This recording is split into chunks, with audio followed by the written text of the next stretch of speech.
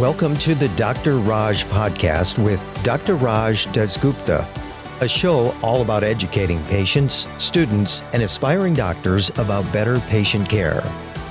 Dr. Raj is a quadruple board-certified physician and associate professor at the University of Southern California. He was a co-host of the TNT series Chasing the Cure with Ann Curry, as well as a regular on the TV show The Doctors. And now, here's our show. Hi, and welcome to the Dr. Raj Show. So, of course, this is a show not only for my wonderful medical students, but for everyone. Medicine is for everyone. It's about being yourself. It's about talking about hot topics out there, topics that are interesting. Topics can be medical and they cannot be. And I think we have a very, very special guest tonight. And I can't say enough about this. In fact, as I'm speaking right now, I'm actually taking out my cell phone because I have a little something I want to say about my wonderful guest. I'm going to read it, but I'll kind of put my, my thing into it a little bit to kind of not make it seem just verbatim. This is Michelle, and Michelle was actually a really good friend of mine. So it's not like she's a stranger, but I'm going to say some things about her. So Michelle is a board-certified hospice and palliative care nurse with 17 years of combined experience in critical care, hospice, palliative care nursing, staff development, and education. Michelle currently works in both the outpatient oncology and inpatient hospice in Philadelphia and is an end-of-life nursing education consortium trainer. That was kind of a mouthful for me. But Michelle was the recipient of the Rosalind J. Watts Clinical Nursing Excellence Award for Excellence in Nursing, Patient, and Family Relationships from Penn, which is the University of Pennsylvania Health Systems. Yay, Ivy League, way to go, Michelle. And in 2017, Michelle has presented the hospice documentary, and I love this one, The Nurse with the Purple Hair, and we'll talk about that in a second, to both national and international audiences with iconic horror director Sean Cunningham. We'll talk about that. Michelle is a member of the Hospice and Palliative Nurses Association, and she's Greek. There we go. Sigma Theta Tau Nursing Honor Society. I love that.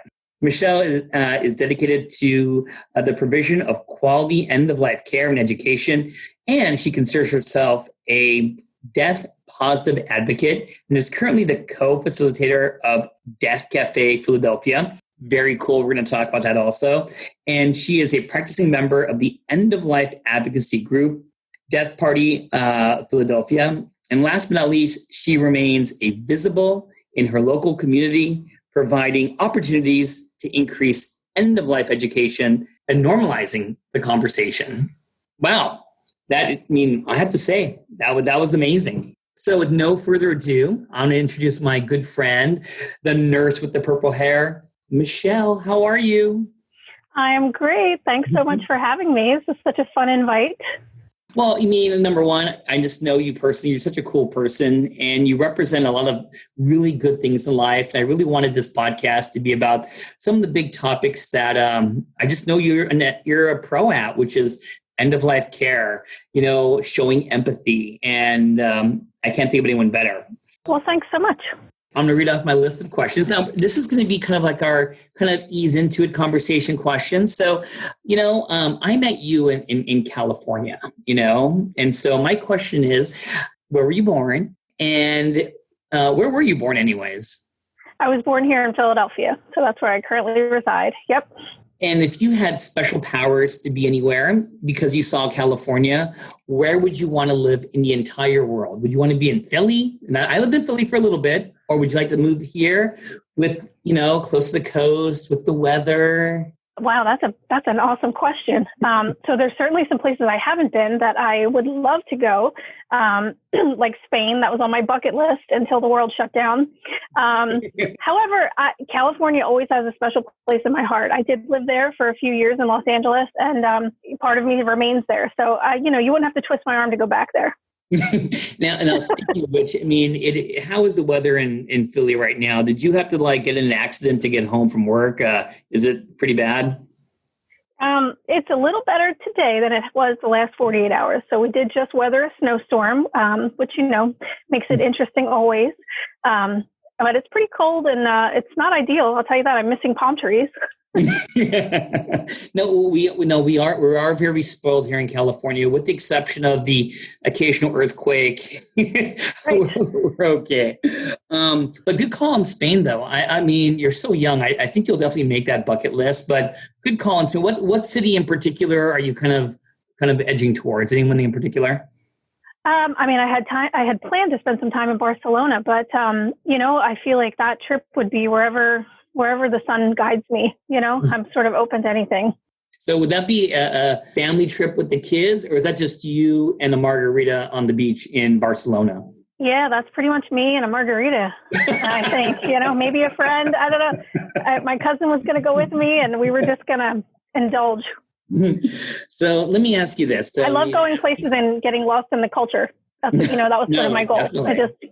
My wife and I, we had our first baby moon in Spain, and it was actually in Barcelona, and we loved it. So you have great taste in travel, honestly. Well, thank you. So let me ask, so you did your high school in Philadelphia, and I just wanted to know, when did you realize in general that you wanted to be a nurse? When did that become the first goal?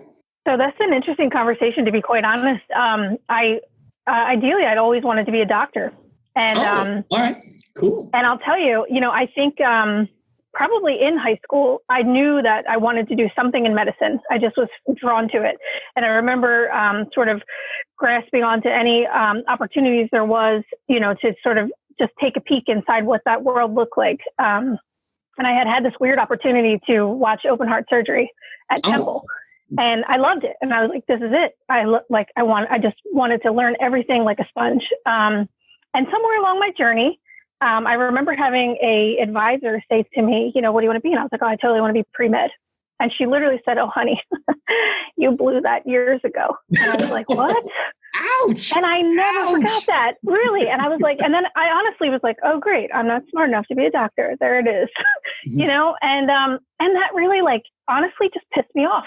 Yeah. And so I kept sort of looking into that career, and I first was an EMT. So I loved the emergency medicine piece of things. And in truth, I really did not have a good appreciation or understanding of what nurses actually do until I had a friend who said, hey, what are you doing next semester? We were literally in college, and I was like, I don't know. And she was like, well, I'm going to nursing school. I don't want to go alone. Why don't you come with me?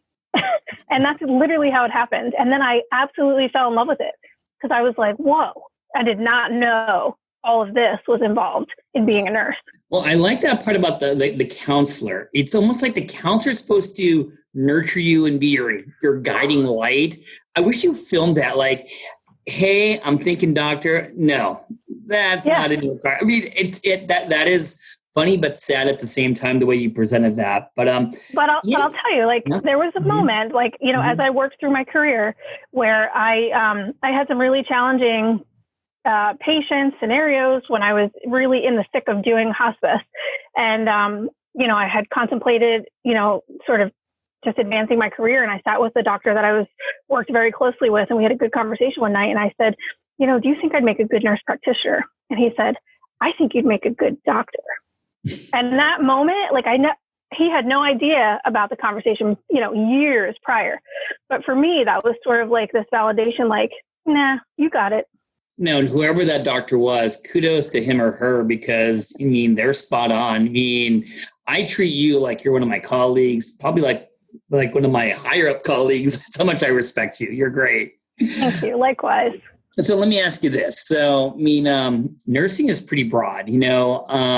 There's inpatient, there's outpatient. I love my ICU nurses, if anyone's listening. And even within that, there's so many subtypes. And you kind of gravitated towards, palliative care and hospice. You know what I mean? We're going to kind of clump those together.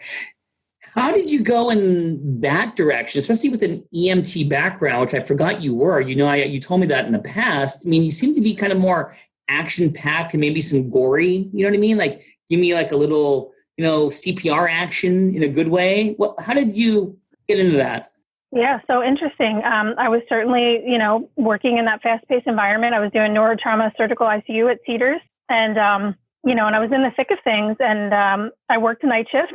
And one morning I was on my way home, and when I pulled into the garage when I lived in LA, I found out that my father had had a massive heart attack that morning at work back in Philadelphia, and he died. Oh, and I never thought that the second part of that, I never thought that the sentence was going to end that way. And they're literally, from the time that I found out that had happened. I mean, so at the time I was married, my husband said to me, we got to call, your dad had a heart attack at work. And there maybe was a second before the end of the sentence. But in my head, I already was like, okay, heart disease runs in our family. I'm going to have to fly home. He's going to have all kind of surgery. He's going to hate it, but we're going to get through it, blah, blah, blah, blah, blah. And then and he died. And I think everything that moved really fast anywhere around me just completely stopped. Hey, how old were you at that time, and how old was your dad? I was 25 years old. My father was 54. He's so young. Yeah. And, unfortunately, my dad was the fourth person in his side of the family to literally drop dead like that, ranging in age from 42. One of his cousins was 42 to 62, so it super sucked. There's no other way to say it. No. I went back to work eventually, and it was just very different for me. And I've said this numerous times in other conversations, but I really, I sort of feel callous when I say it, but I just was in this kind of bubble where I was like, man, I don't want to save anybody anymore. And that was part of my own grief, and I felt like I was sort of surrounded with doing all these things. And I would look in these ICU rooms and see pumps and bags and monitors and tubes and lines and all kinds of things. And I was just like, I don't know, I was processing my own stuff. Like, why didn't I have the opportunity to be in this situation to have my goodbye, or whatever. And hospice was always something that I was really interested in. I was interested in learning about end of life. I'd certainly been exposed to death within, our profession, but it really wasn't something we were taught very well about. It was very brief in school. It was sort of like this bum rush of like, this is what happens, people die, move on next. And I found myself thinking, like, we spend all of this time learning about all of the things the body can do and cannot do until the last chapter. And it just became this question for me. And, so I transitioned into hospice, and I absolutely fell in love with it. Most, for a variety of reasons. One, because I just felt like there was so much knowledge in there that we just don't share, and I just couldn't figure out why. But also, it was my own healing journey. So it became everything that I did not get to do for my father that I got to do for so many other people. And then I got to do sometimes for people who I did love. And it was really such a special space to stand in and learn about. And, there's a lot of opportunity for humility in that setting, but in a really profound way. And I think it really changed, the type of provider that I am. Now, we're going to talk more about just the amazing people that do hospice, and we're going to dive into more of that. But I'm going to go into your timeline to how you became where you are. Then we're going to go back in time again to talk about the nurse with the purple hair. But, when I first met you, you were not a nurse practitioner. You're always been amazing. But then as I get to know you, I remember a couple of years ago, you called me and you're like, hey, I'm going to go to school and I'm going to get this degree. And I just wanted to know what motivated you to go to that next step in nursing. Because not all nurses go into nurse practitioner, but many are. And after you answer that, kind of add on, do you actually miss where you were? Just being a nurse without the stresses and new responsibilities of being a nurse practitioner? Well, so I'm not actually there yet. I'm in the process currently. So I'm obtaining that degree as we speak. I haven't reached it yet, but I'm in the process of it. But what has motivated me, I think, is autonomy and the desire to teach. I really, really, truly love teaching. I love having students. I promised myself that I would never forget what it was like to be a nursing student, and I'm certain that I have to believe that medical students experience the same thing all along the way of, to getting where you want to go. There's nothing like walking onto a floor into an office where you're supposed to be, doing a shadow opportunity or, clinical time. And you clearly can see that person who you're with doesn't really want your company that day. And I mean, we've all been there. We have all been there, but there's still something that you can learn from that person and that experience and that discomfort, right? So there's something to be said for being able to stand in the presence of an uncomfortable situation. And I think part of that is exactly what we do in end of life, right? We have to get comfortable being in uncomfortable situations. And so, yeah, I just really, I can't speak enough about it. I'm sort of like a death geek, if you will. I don't know if there is such a thing, but I'd like to invent it if not. Hey, Michelle, how many more months do you have? How close are you to the end line? I'm a little far away. I have about 2 years left. So years, Michelle, you're already sounding beyond your years in this conversation. You know, I mean, if there's no more COVID at the time, are you going to invite me down to kind of have a beer with you when you oh my goodness, graduate? I would love that. Are you kidding me? I would love that. I would. You got to have a get-together party for you.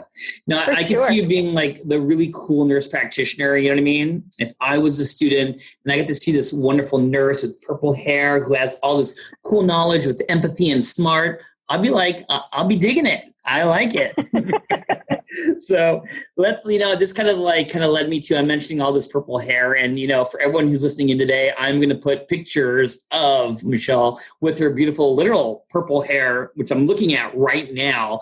And so let me ask the obvious question, Michelle. I know the answer, but my listeners don't.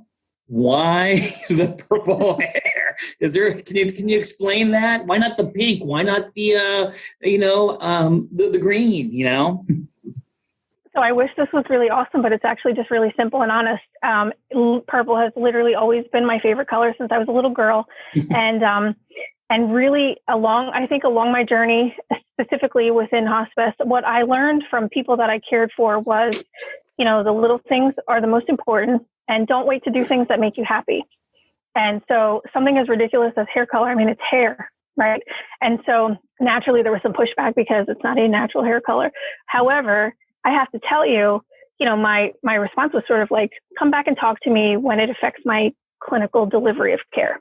Mm-hmm. And it actually does quite the opposite, because I feel like there's something to be said about looking a little different, or being the odd man out. Mm-hmm. And it actually has invoked more conversation with my patients than you would think, because there are people who say, oh my gosh, I've always wanted to do that. I always wanted to be teal, or I wanted to be green, or I wanted to do purple hair, or, whatever the case may be. And they just, I don't know, or people who feel different or feel like there's something that makes them stand out from the crowd. For some reason, it resonates. And in all sincerity, more people talk to me now than ever before in my entire life. When I was a brunette, nobody walked up to me and said like, hey, your hair is cool. Nobody. I was at the hospital, I have to tell you, like at the beginning of, before pre-pandemic, and I was crossing the street. Literally, I went to Starbucks and got a coffee. I was crossing the street. This woman rolled her window down in her car, honked at me, and she was like, girl, I love that hair. I just had to tell you, you crossed the street and in the sunlight, it was beaming. People talk to me in the supermarket and the airport. It's lovely. And so I don't know what it is. I don't know if it says like, hey, maybe, I don't know if it screams like I'm a little more open-minded, or I'm a little more approachable, or I'm just different, and maybe that's more interesting. I don't know. No, I think the answer is, in my opinion, it's a little bit of everything. But I really like what you first said, which is, especially around this time with COVID and everything, and me being around a lot of people who are unfortunately, going to pass away. I do hear that phrase, which is, I wish I did this. I could have done that. And me and my wife talk about it all the time about still me. I'm not old. Trust me, Michelle, I'm not old, and like we already had, and I was talking with my wife about the bucket list and things we want to accomplish, because nowadays there's so many question marks out there. And I think when I look at your hair, I never thought of it till you put it into words, which is, don't wait to do something, because you will regret it. And it doesn't mean, trust, I have no hair to die, but I think the analogy is out there where, don't let something, slip by and regret. So I do like that answer. That's one of my favorite answers from you right now. I like it. Honestly, there was a patient who said to me, one time she was like, honey, I bet you have a bureau full of jewelry, and maybe you have perfume that you just save for the times that you go out to fancy dinner. Why? She says, wear the perfume every day. Put on different jewelry every day. Every day is a gift. Every day is something special. And she was right. She was right. And it's funny, like I'll just mention this really briefly, and it kind of motivated me to talk to you, because I know you know so much about hospice end of life. My wife's father just died of a glioblastoma brain tumor, and amazing guy, but his favorite phrase at the end of his life, going the last couple months, was always going to be, life is good, and he appreciated every little thing. And it's kind of like, is what you're saying is like, why wait for the perfect moment to use whatever perfume? Appreciate what you have. And I didn't really understand why he would say that, in the last, 6 to 12 months, but I understand now. Life is good. It's the little things that really mean a lot. Well, and from his perspective, I mean, he was looking at the most wonderful things. All of you guys were around him. What could be better? Yeah, well said. Now, kind of on the same train of thought, my next question is going to be the nurse with the purple hair. We mentioned how you teamed up with a horror movie director, and we'll talk about that. But you met him at a horror show movie convention. So my question to you, with all your wonderful medical knowledge and empathy and the hugest heart in the whole world, what are you doing at a horror movie convention to begin with? And then we'll talk about, how you met Sean and everything. So what were you doing there? Were you like the dedicated EMT person? What were you doing there? So how I got there is because I am also a movie and music nerd, and I absolutely love horror. It's my favorite genre. And so the first time I'd ever gone to a convention, I just was like, whoa, I didn't even know this world existed, and I love it. How do I get involved with it? And so over time, I actually had the opportunity to become a celebrity assistant. And so I was traveling and pairing up with different celebrities when they do these public appearances. And I happened to be assigned to be Sean's assistant for this convention that we were at out in Toronto. And, it was awesome. And so within the first few minutes of us meeting one another, he had said to me, what's your day job? What do you do? Like, is this what you do all the time? You just travel around celebrities? And I was like, well, I kind of wish, but no, I just really love people. I said, I really love people and I really love movies. And that's what led me here. However, I'm a hospice nurse. And the reaction from him and his wife was very emotional. And I knew that there was fresh loss there somewhere. And so that sort of literally opened the door for these conversations about, end of life. And he said, really, is that really what you do? And I said, yeah. And he was like, well, can I pick your brain a little bit? And I said, sure. And so, we got into the how, why, when, how long, and we just began sharing experiences because we were both no stranger to love and loss. And so I ended up actually, helping out with some personal things that weekend related to that recent loss. And, we went on to continue our conversation over dinner. And, I said to him, there is so much good and so much happiness and so much laughter. And there's just the experiences that you get in this intimate space with these people. Because the thing is, yes, people are dying. And yes, that is sad. However, those people never stop being who they are. Nobody wants to be defined by their disease. And so often in our system, right, it becomes room 316 or the GI cancer and whatever, like that's just what happens. And we don't mean to do that there's no negative connotation to that. It's sort of, we're trying to maintain HIPAA, we're trying to get our point across, but somewhere in there, that person slowly starts to lose their identity. And we forget that along the way, very innocently. And I found that when you sit with people who are reflecting on their entire life, there's always a healthy person inside of a sick body. That was a lesson that I learned. And I think it's so important to share because, sometimes you don't know what to say, but sometimes you don't have to say anything. And that's a really important lesson too. Yeah. So all silence does not have to be filled with words. Sometimes just holding presence and holding space for somebody, you're just giving somebody a gift that is priceless. And so we just went on and on and on and on. And then I thought, he's telling, we started sharing stories and I started to get really excited like I do because I tend to geek out about the really amazing experiences that I have with people and the incredible people that I meet along the way. And that was something else I fell in love with was, I just was exposed to all of this culture and ethnicity and religion and all of these traditions and things that we just don't talk about, but really for no good reason other than we just don't talk about them. We don't talk about them. We don't question it because it's weird and it's uncomfortable, but it's actually pretty awesome. And, I said to him, man, people just don't get it. And I'm so confused. I said, there's been television shows on for years, like Trauma Life in the ER or Baby Story. All these things are on TLC, but nobody's showing you what happens on an end of life unit. Nobody shows you what happens on a hospice inpatient unit. No one's showing you what's happening in the house, but I don't know why. And I said, man, I would love to have a camera follow me around. You have no idea. I said, it's not all depressing. And then he was like, bing, there was like this little imaginary cartoon light that went off above his head. And he was like, well, you know, I don't know. I mean, how do we get people to come home after a long day of work and like put on a TV show about death? It's not going to happen. And I was like, that's the thing. It's really not all sad. And you've got to get people into that world. Nobody's ever pulled the curtain back. No one's, you know, everybody knows there's a wizard back there, but nobody really shows it, right? Good analogy. I like that.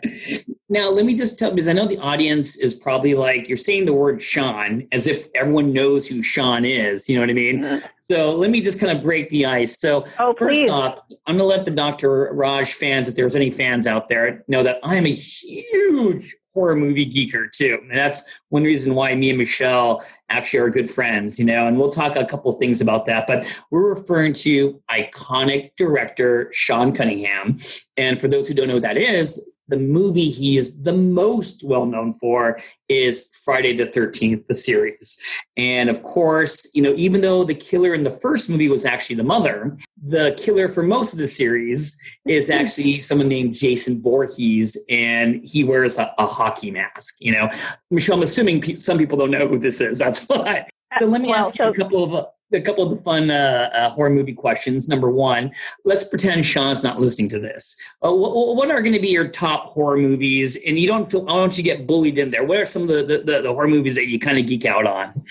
Oh man, this is such a hard question. All right. Well, so I grew up with all those classic, you know, horrors like Friday the 13th, Halloween, you know, Nightmare on Elm Street. Those were the things, Children of the Corn. I mean, all of those crazy things. But I'll tell you, the one movie that really literally like rocked me to the core, scared me, and probably still today I won't sleep in the dark because of it, was The Exorcist. I mean, that, you know, literally like that just for me stands the test of time. It is just the ultimate creepy horror movie. Boy, is there a close second? Really... Is there a close second? Who's going to get the close second? Ooh. Oh my goodness. Like scary wise, I don't know, but I'll tell you one of the ones that I just fell in love with was A Cabin in the Woods. So it's a little more recent, but man, such amazing like homage to all the movies. I thought, and the concept I didn't see coming. It was so great. I'm not going to give any spoilers. So if you don't know it, it's homework. No, well, I love the new Cabin in the Woods. And no, I agree. For its time in the late 60s, early 70s, Linda Blair, Exorcist. Yeah, that's pretty creepy. No, but I agree. I mean, you give me some, you know, some Pinhead, some Freddy Krueger, you know, and the new Michael Myers, the new Halloween with this new younger director, it actually scared the bejesus out of me. I don't know if you got a chance to see the new one. It's actually really good, you know, but So let me ask you this. So you get a chance to meet Sean Cunningham, who I knew who that was anyways, because I'm into that genre. So, you know, like you're telling him your ideas about, hey, you know, when we talk about palliative care, hospice care, it's just misinterpreted. You know what I mean? It's not presented in the right way. And he presented you with an opportunity to actually, you know, put your ideas and you on a platform. I mean, explain what the opportunity is. And did you feel like, are you sure? I mean, don't you make movies of machetes going through people's heart? I mean, are you the right person to team up with me? What was your thought about that? Well, I have to say, I never thought, are you the right person? I thought, I definitely was like, what? Yes, anything, we can make this happen. However, it was such a surreal but serendipitous like match. It was so amazing. You know, we had worked together at that convention, and then, you know, we decided we would stay in touch, and we had lovely conversation. And, you know, I just thought that would be amazing if that happened. But, you know, everybody has good intentions, right? Man, Sean called me just a couple months later. He was like, you know, Michelle, I haven't been able to stop thinking about what we talked about. And I think you're right. I just think that not enough people understand end of life. I don't think people understand hospice. And I think more education needs to be out there. What do you say we make a movie together? Literally just like, and I was like, what? Is this happening? You know? And I went, okay. I don't really know what that means, but okay. And so, you know, I was super excited, but then at the same time, I didn't want to allow myself to be excited because I had no idea where this adventure would take us, you know, or what would happen. And you know, so we worked together at a different convention just a few months later. And I mean, he got off the plane and he was like, so good to see you. All right, here's what I've been thinking. And he literally like had this whole list of things, and he presented me with articles about end of life care, and I was just totally in awe of his research. And I thought, of course, he's a director, right? And we just our chatter never stopped. It just went back and forth, and it was amazing. And he has been such a wonderful friend, mentor, advocate. I don't know that I have enough words that are what I truly feel, I would want to express about him. I mean, this has really been the adventure of a lifetime, I think, for both of us, because it became this beautiful marriage of both of our passions, film and medicine. I remember there was a time when Sean said to me, he dropped me off at the airport. We had just started filming, and he said, I don't really know what's going to come of this. I don't know how many people we're going to, get to see it. And he said, but, even if we just help 2 people somehow, if this film just helps 2 people, we've done something really great here. And I said, I think you're right. And it was just such an awesome adventure, to figure out what is the story, what is the message, and then to have him dive into, why he creates death on film, and how, there is this fascination that we'll take ourselves to the movies and we'll watch these crazy things and we'll watch death on film, but we can't sit down at the dinner table and talk about it. We can't talk about it over drinks. We certainly can't talk about it if it relates to us in our own lives and our own mortality. But, if you want to talk about all those kids that got killed at that cabin, by Jason, we're all down, So yeah, it's been this beautiful adventure, and I don't know, I'm just internally grateful for it. Well, let me just say that. So how I met the nurse with the purple hair is that someone reached out to me. I was at USC and invited me to go to the house to watch a preview. So I go to Sean's house, and when I go in there, they had these posters of you on display. They had a very exclusive screening with, I think it was only like maybe 6, 7 other people. We're in Sean's living room. He's playing it. He's watching it with me. And I met you for the first time. And I got to say, Sean, in my opinion, treated you just like a daughter. You know what I mean? He's always so proud of you. Anytime I wanted to do something with you and him, he's like, no, Michelle's first. She should be, and I could just tell how much it was important for him. And it was great. And this movie, everyone was just amazing. In the beginning of the movie, it has a collage of Jason's killing scenes. And then it goes into this beautiful story where, it'll make you tear up. And it's called The Nurse with the Purple Hair. It's just an amazing, amazing story. And I'm going to try to put a link on our talk here. But let me ask you this. What was, when they were filming you interacting with all these different patients, were you nervous? Was it kind of like, what was the hardest part of having someone walk you around and filming you, trying to do your job and being you? I think just making sure that the genuine experience was captured, right? So nothing about this was really movie making. This was showing what is happening in real life. I think that's really important, right? So, and not only that, this was really not about me. I suppose I am the conduit, which I'm happy to be, because if that streamlines people to the message and to understanding the care and to debunking the myths around it and decreasing the fear, then we've done what we aim to do, and ideally, bringing people together, bringing strangers together to have these conversations and be less afraid. Just for an instance, let's talk about advanced care planning, right? We cannot talk about that because if we talk about it, something bad might happen. If we write it down, something's definitely going to happen, right? We've sealed our fate if we make an advance directive, which couldn't be further from the truth, And, the other thing is, right, you have to be old to die. Really? Do you? These are like these, these, I don't know, these myths, right? Or, hospice, right. I'm always hearing that, hospice is only needed when, there's hours to days left of life.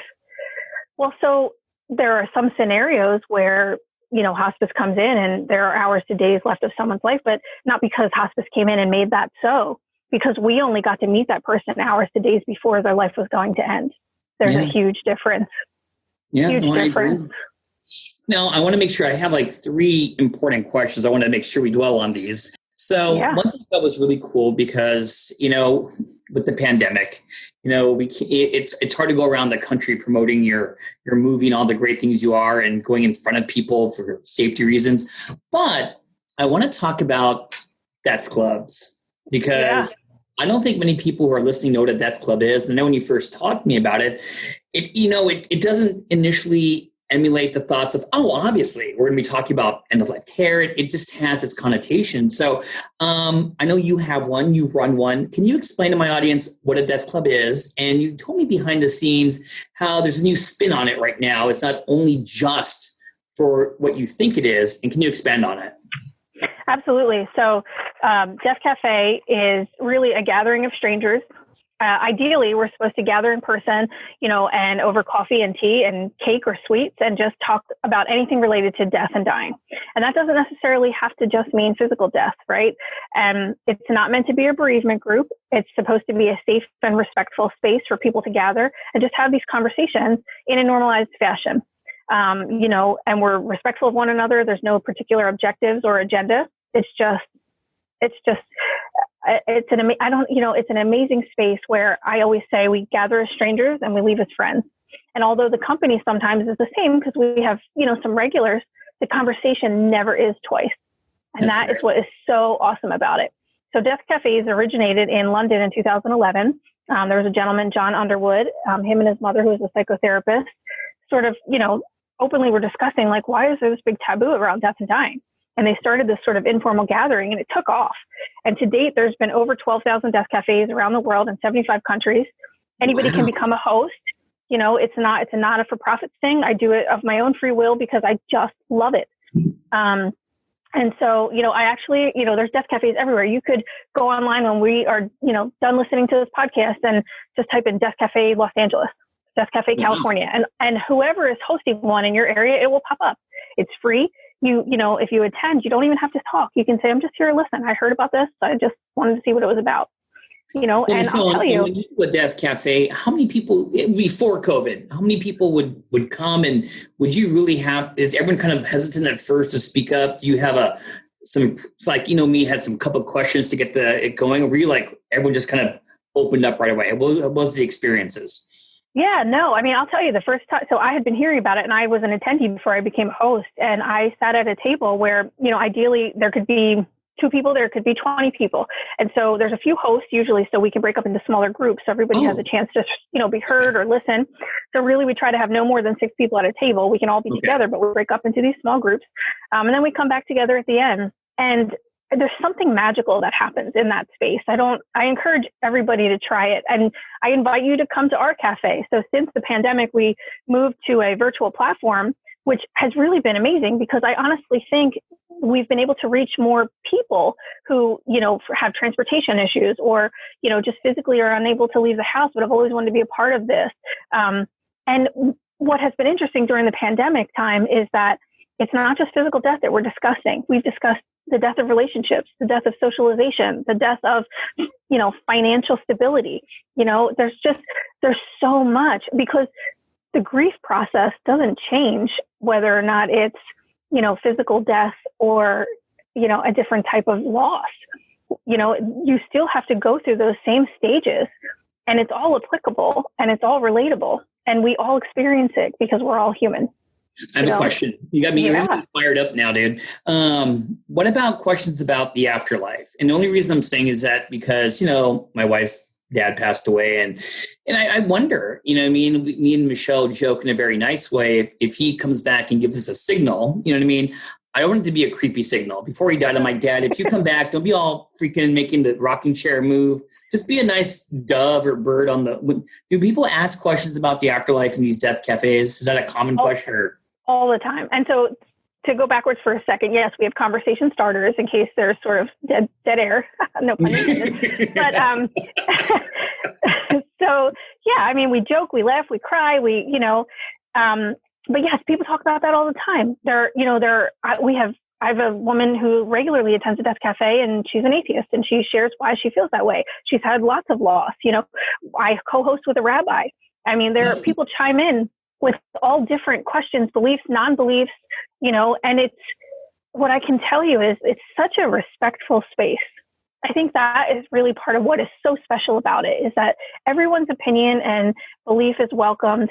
There's no, we're all just mature and respectful, and I don't know, it's really something special. I truly invite you all to just come and try it. I have more questions now than anyone. So would you say in general, people who go to these death cafes, would it be people who are going through or have lost someone or on that side, or people who are actively, unfortunately, lost someone or dying themselves? Like what is the majority of people, or just a bunch of curious people like me and you? What's the majority that go there? Literally, it's all of the above. So I've been at a cafe where, I'll tell you, the coolest, I remember this was such a cool night because we broke into these little groups. And so, I'm there and I introduce myself and tell everyone that I'm a nurse and share a little bit of my background. And we had a cardiologist show up and he said, yes, I'm a cardiologist, but I am not here tonight as a doctor. I am just here as a person. I am here as a participant. However, we also had a woman in the group who was actively being treated for cancer. And she was sharing a whole lot about her story. And then we had a participant in the group who was a caregiver for his elderly parents who both had different illnesses that they were, one was declining more rapidly than the other. We had a college student who said, I'm studying psychology and I've been fascinated by death and dying, and I just kind of want to come and listen. Would it be okay if I listened and took notes? There was someone who said, like, I don't know, my friend drugged me here. I don't know what, she just didn't want to come alone. I mean, literally. And sometimes it's the person who was brought there as the companion who ends up doing the most talking. It's so cool, the things that come out, and you wouldn't believe the depth of the conversation. And it's an hour and a half. So it flies by. It feels like forever when you get there, and it flies by. We always end up cutting the conversation off, but it's just super cool. Super cool. Well, let me ask you this, because it kind of leads to another question, but I still want to talk about this. With the pandemic and everything, obviously in person is not the way to go right about now. But how's the feel? Are you still doing the death cafes like we're doing now through a Zoom or some kind of telemedicine, whatever it is? And are you getting more COVID-related questions and concerns? Have you noticed a change in the what people are talking about? Michelle, what do you think?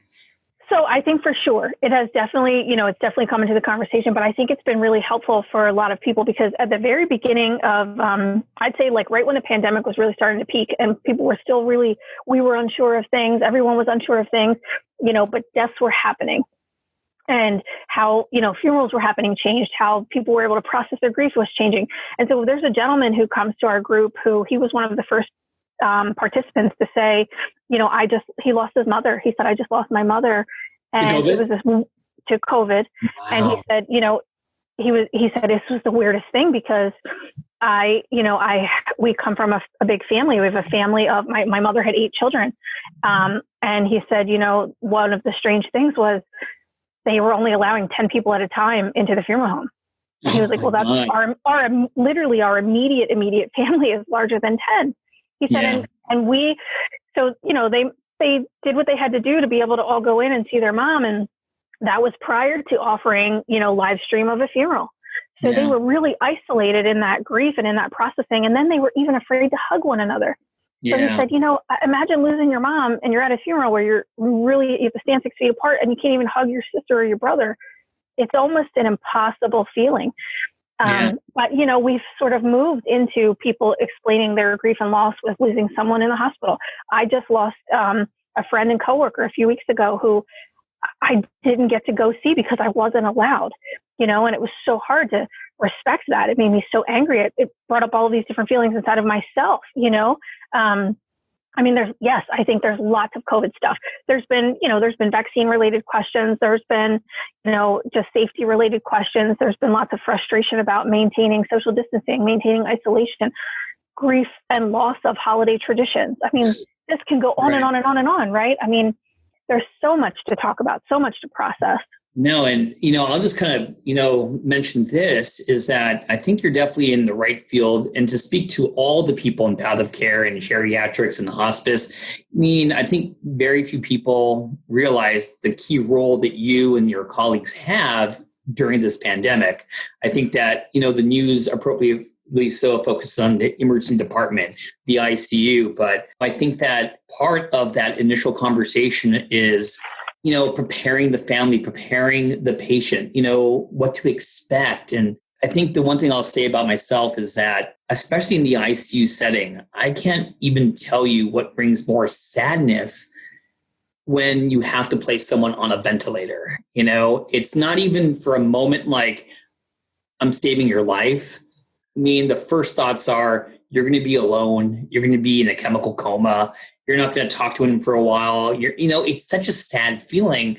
Rewind it 2 years ago, Michelle. This is, people you intubate for pneumonia or something else. You felt like you saved their lives. You give them some antibiotics, they get better.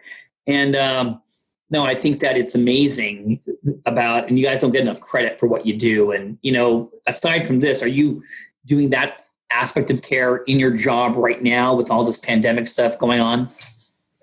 So for sure, there's lots of elements of that. So, during the week, I'm in an outpatient oncology clinic. On the weekends, I'm in an inpatient hospice unit. And so, it's been just very interesting to watch all of the changes, and even myself, I struggled in the beginning because I remember like having this day where I was, all of a sudden we were working remotely, which is super odd, right? When you're with patients all day. I mean, even that, I was like, well, how do we do this? And just the challenges that came with that, I was trying to process. And I thought, man, I've spent the majority of my career trying to help people understand why these conversations are important, how to have them, how to get more comfortable. And all of a sudden I woke up and death and dying is the breakfast conversation around the world, literally. Right? It sort of has been thrust upon us. Our mortality was literally thrown in our faces. And I found myself thinking like, okay, these conversations have to happen. And they're being they're being forced upon us to happen at a rapid pace. But does that necessarily mean that we're having better conversations? So that was a question that I was like, I don't know. And then my next question was, how do I figure out what would be most helpful to make these conversations more comfortable for the people who have to have them? Because sure, our hospice and palliative care workers out there, our hospice and palliative interdisciplinary teams out there, we are, but man, we all need to be working together. This isn't sort of like a rescue mission. This is a gigantic, ultimate collaboration, And so what I started to see, as things changed, as we all are seeing, every specialty is having its own level of burnout, right? Or compassion fatigue. I mean, we all have to be talking with one another.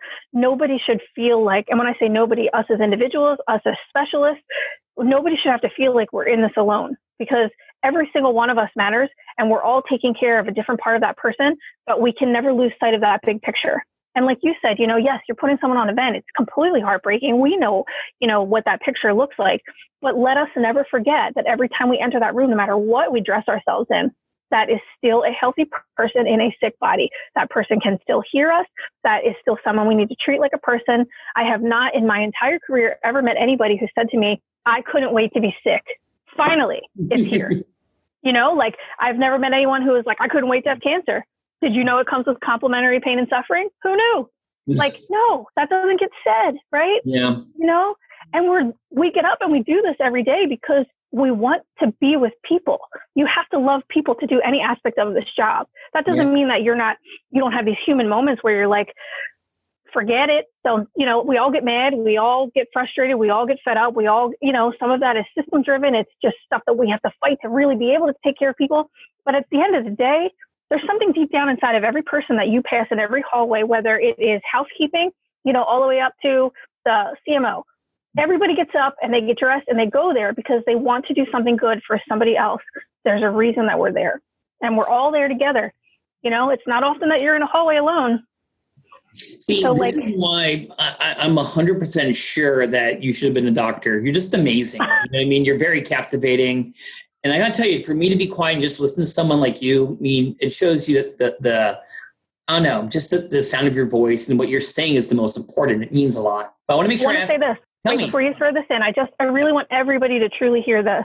When I was getting back to that part of, just holding space for somebody, there's going to be days, every single day you're going to encounter somebody who doesn't like you, thinks you're stupid, doesn't think you're helping that person, thinks you're killing their loved one. And even in all of those really hard moments, because it's very easy to talk about the things that are really great, but let's talk about the things that are really, really hard and sort of kind of break us down a little bit.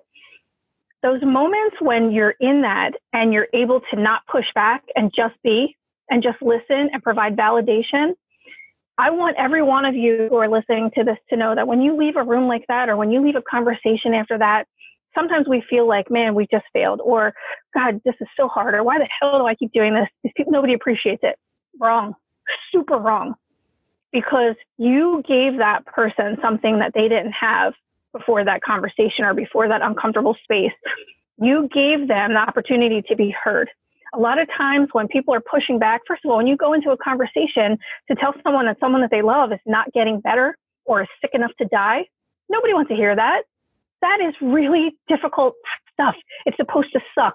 It's supposed to be hard. And you're not supposed to fix every problem. We don't sell immortality. We don't become clinicians to save life indefinitely.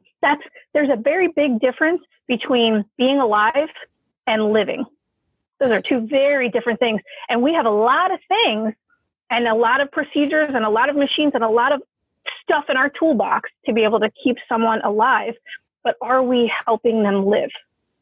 And those moments when you walk away, when you feel defeated, just know that you gave that person something back. You gave them a little piece of control for those 5 minutes when you were the stupid doctor or the dumb nurse or the person who couldn't clean the room right or the shitty food deliverer, like all those things. You just gave them back a piece of control because everything else around them is completely out of control. And so you need to know that you did something good, even in the situations that feel the worst. You did something really good, and don't forget it.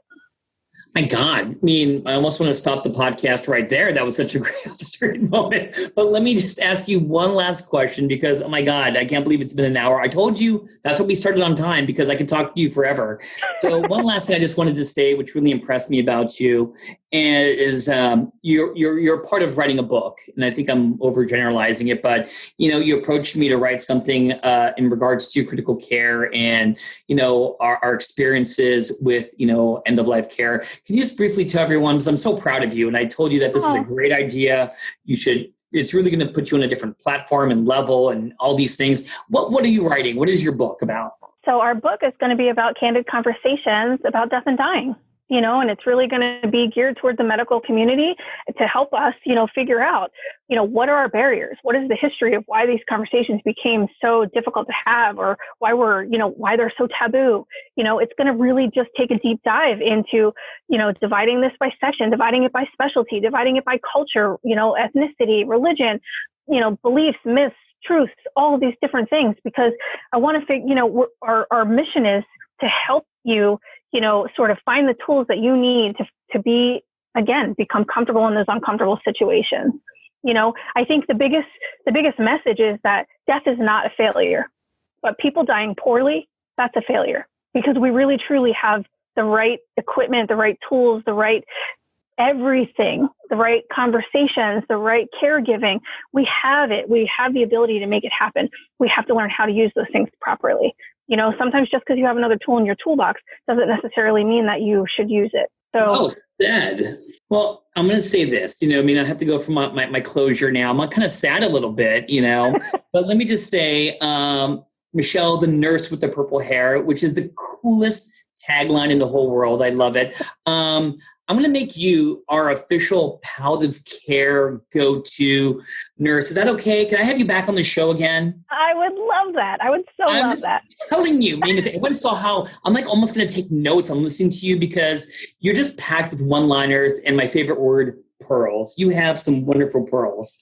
But I'm going to say thank you again. And you know what? Anything about you, website, please give it to me so I could put it on our little podcast so people can look at you and maybe join one of your death cafes. Is there a way I would so love that. Yes, absolutely. So we are on meetup.com. And you literally can just go to meetup.com and type in Philadelphia or Death Cafe Philadelphia. It'll give you a sign up. It's free. You just sign up, and we do it bi-weekly. And I would absolutely love for any one of you to jump on and introduce yourself and, say that you're there because you heard this crazy podcast and you just wanted to check it out. That would be amazing. Our website is www.thenursewiththepurplehair.com. Pretty easy. You can go onto the website and view the film. If there's streaming of the film on there, or you can find it on Amazon. And I am very accessible on all of the social media platforms. And I totally love to chat. I would geek out. I would be happy to help anybody answer any questions. I would love to come back. I see the smile on your face, and I'm definitely going to have you back. So anyways, Michelle, I'm going to hit the stop record button. Thank you so much. And I know I'm going to talk to you again soon, okay? My pleasure. Thanks for listening. This has been a production of Ars Longa Media. Our producers are Madison Linden and Chris Brightigan. Our executive producer is Dr. Patrick Beeman. This podcast is for educational purposes only and not intended for medical advice. Ars Longa, Vita Brevis.